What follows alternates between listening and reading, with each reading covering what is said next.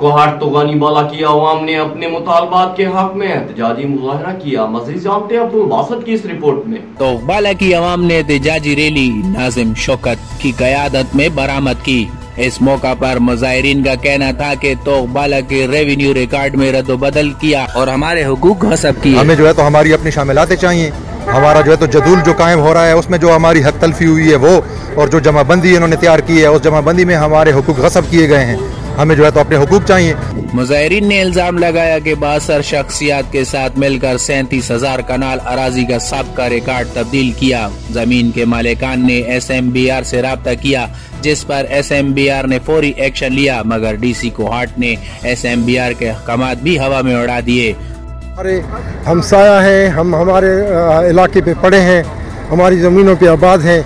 उन लोगों ने हमारी हक तलफी किया, धोखा और फराड किया हमारे साथ इस्तेमाल बबरी बांडा में। उसको हमने चैलेंज किया, हमने रिवेन्यू बोर्ड से फैसला लाया है। उस फैसले पर जो है ना दो बातें थी। एक ये था कि इस्तेमाल मुकम्मल करो, और दूसरी बात ये थी कि इस्तेमाल में जिन लोगों के हक तलफी हुई है उनको वापस करो दरख्वास्त पर। वो उसने इस्तेमाल बना लिया बबरी बांडे के फेवर में और हमारी बात नहीं सुनता।